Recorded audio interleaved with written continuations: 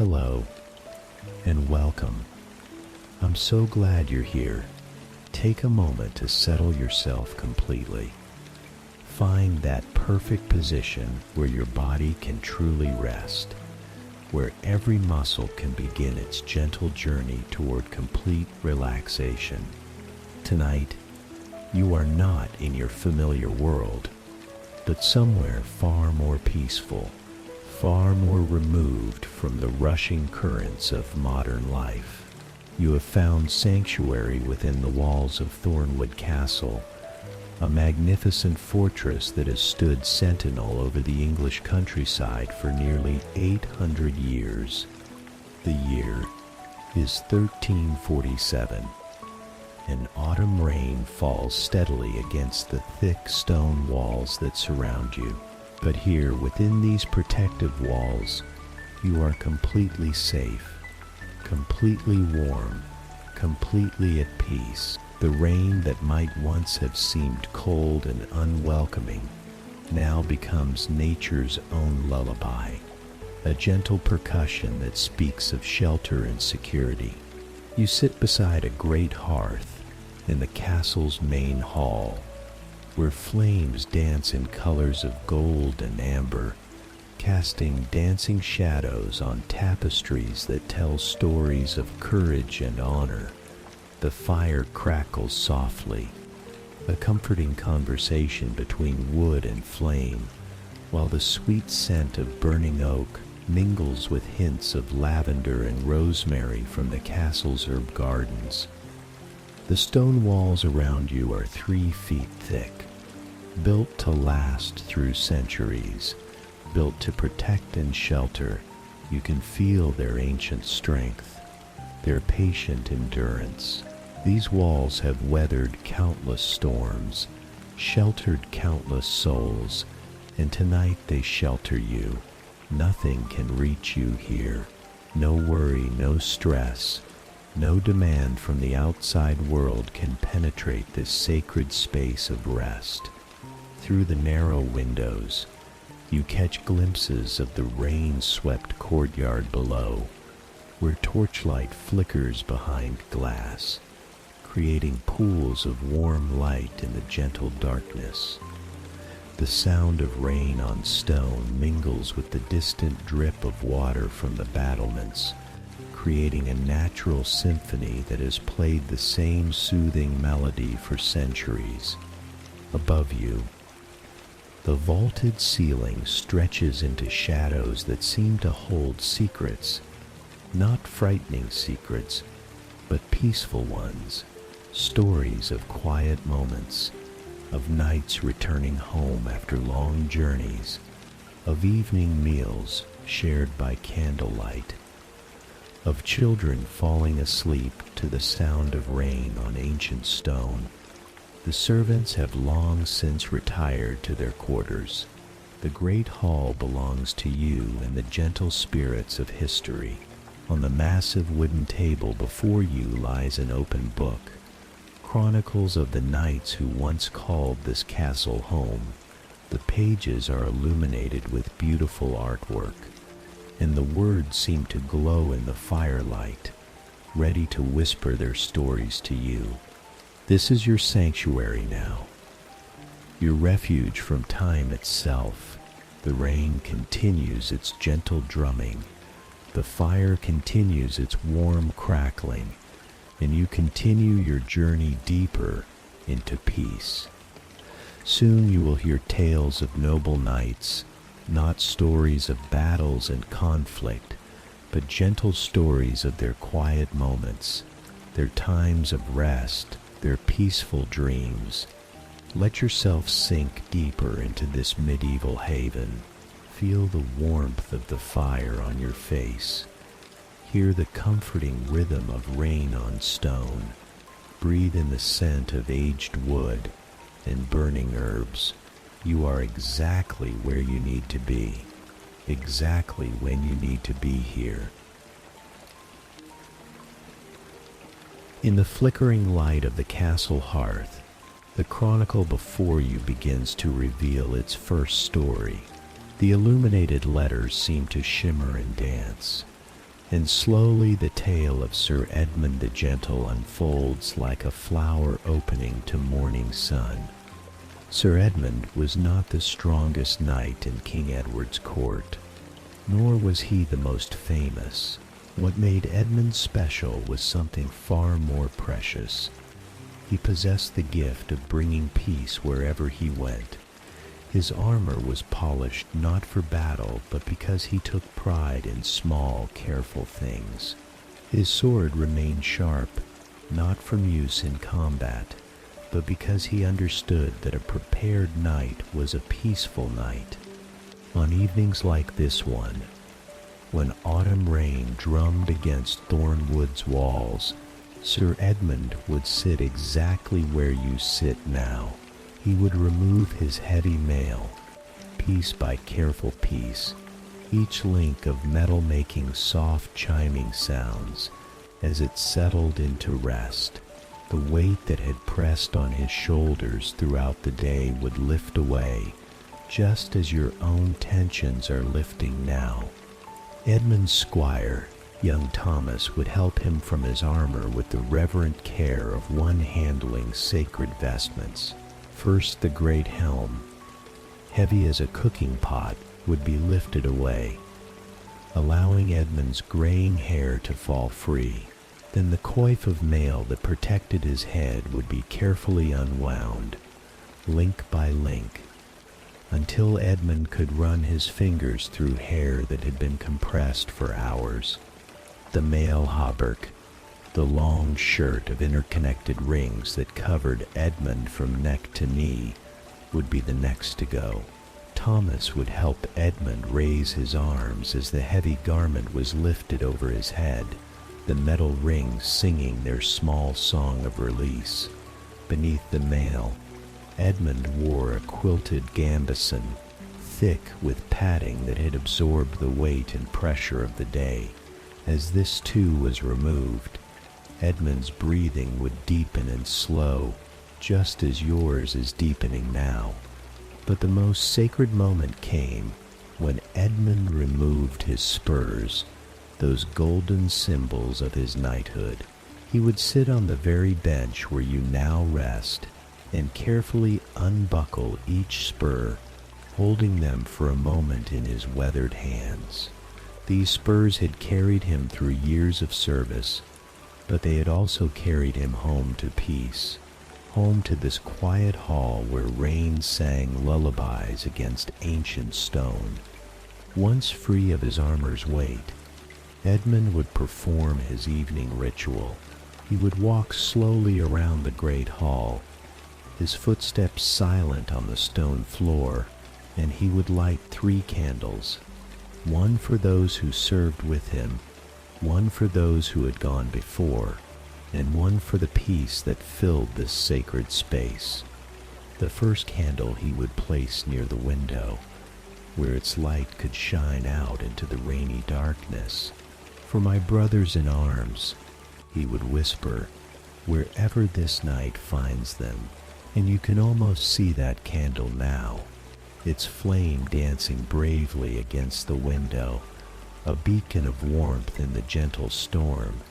The second candle, Edmund would place before a small shrine in the corner of the hall, where carved stone figures seemed to move in the flickering light.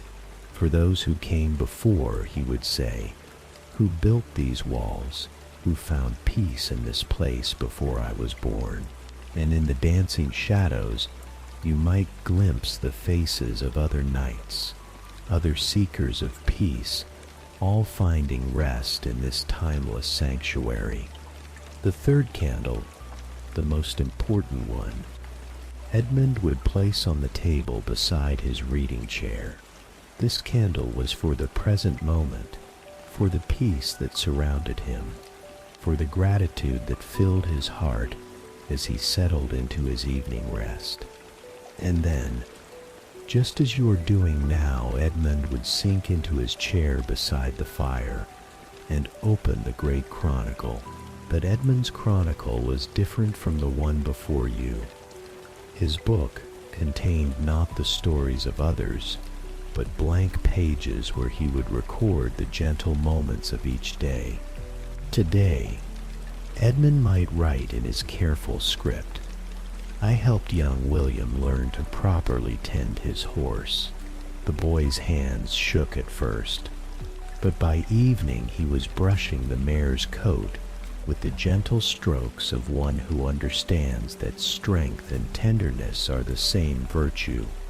Or perhaps I found Dame Margaret weeping in the chapel, for her son has not returned from the northern borders.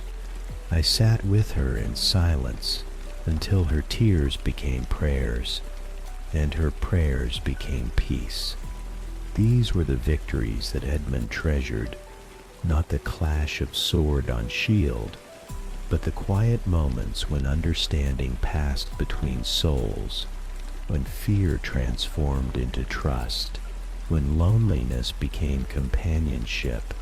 As the years passed and Edmund grew older, other knights began to seek him out, not for lessons in swordplay, but for lessons in something far more valuable. They would find him here, in this very hall, always beside the fire, always ready to listen to their stories of struggle and searching. Sir Marcus the Bold came to Edmund after years of seeking glory in tournaments, his heart heavy with the realization that victory brought no lasting joy. Edmund listened to Marcus's confession in the gentle firelight, and then shared the secret he had learned. "True victory," Edmund said, "comes not from defeating others, but from making peace with the battles within our own hearts." Lady Catherine, one of the first women to be granted knighthood in this progressive castle, came to Edmund when doubt clouded her purpose. "I have proven I can fight as well as any man," she told him. "But I wonder if fighting is truly my calling." Edmund smiled and gestured to the rain against the windows. "Even storms know when to be gentle," he said. "Strength is not about never bending. It's about knowing when to be still."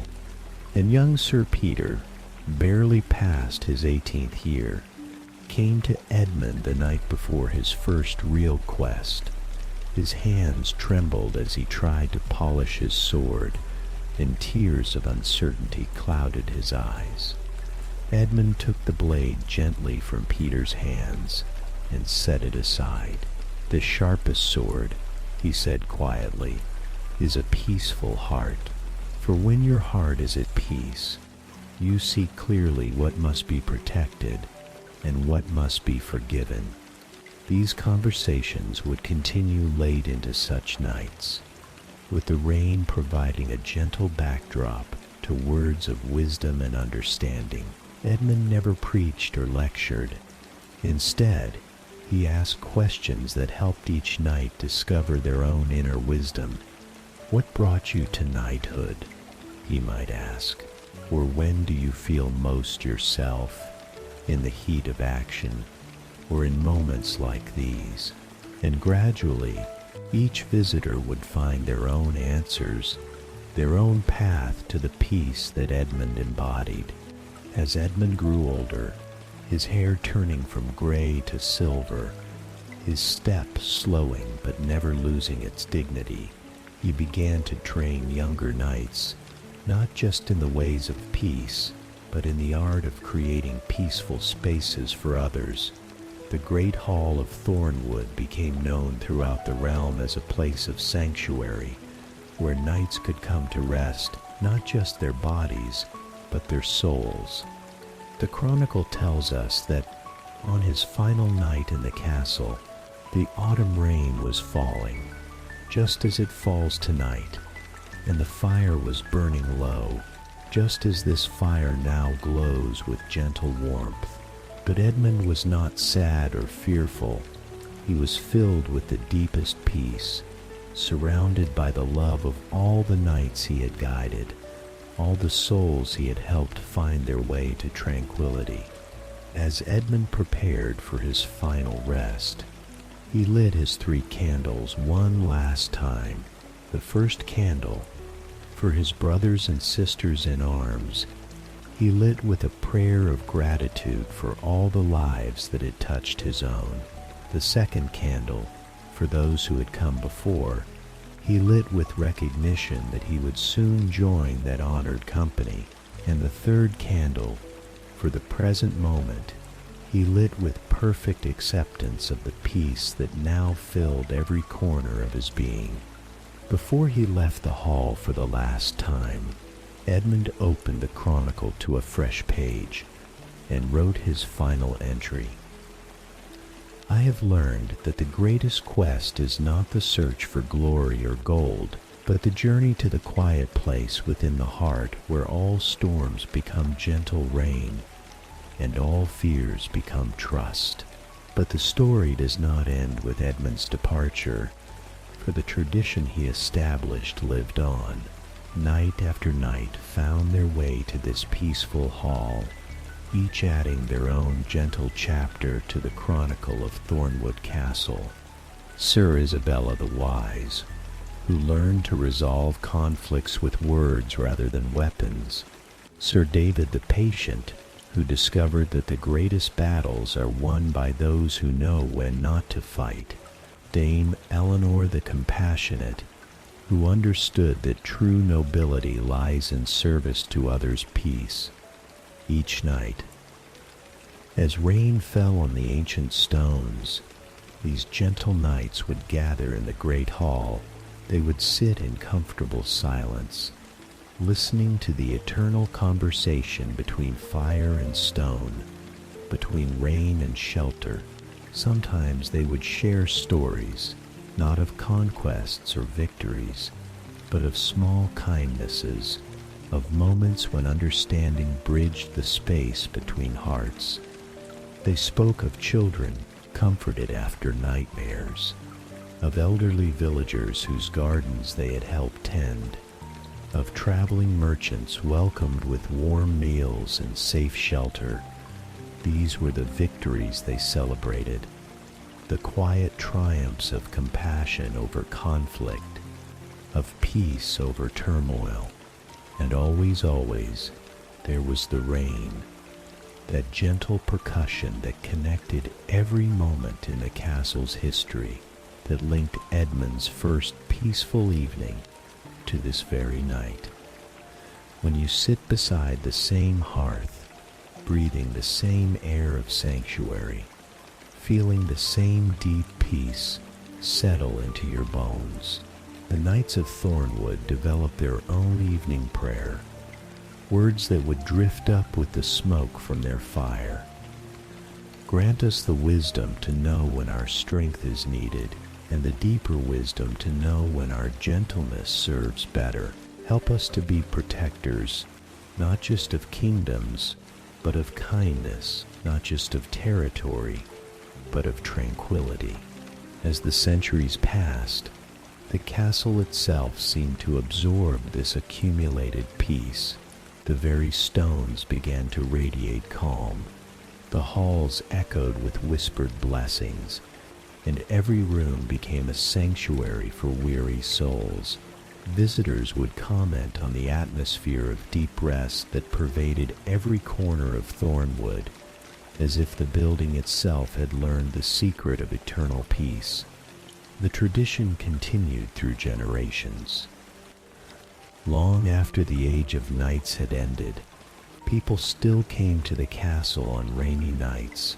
Drawn by something they couldn't quite name, they would sit in the great hall, watch the fire dance on ancient stones, listen to rain singing the same songs it had sung for Edmund and Isabella, and David and Eleanor, and they would leave feeling renewed, carrying within them a piece of the castle's peace.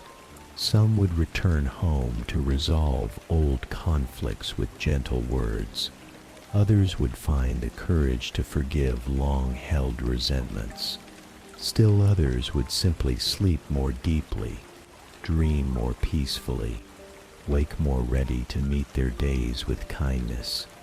Tonight, As you sit in this same space, you join this eternal community of peaceful souls. The chronicle lies open before you, its pages ready to receive the story of your own journey to peace. What gentle victory will you add to these sacred pages? What moment of kindness will you carry forward from this ancient sanctuary? Outside the castle walls, the world continues its hurried pace, but here in this timeless space, you have found what the knights of Thornwood discovered long ago, that true strength lies in stillness, that real victory comes from inner peace, and that the greatest quest is the journey to the quiet place within your own heart. The embers glow softly, like stars fallen to earth. The rain on the stones becomes a lullaby older than memory, and you, like countless peaceful souls before you, find yourself cradled in the eternal embrace of sanctuary, carried gently into dreams where nights still walk in peace, where castles still offer shelter to weary hearts, and where every ending becomes a new beginning in the timeless realm of rest. Sleep now, gentle knight.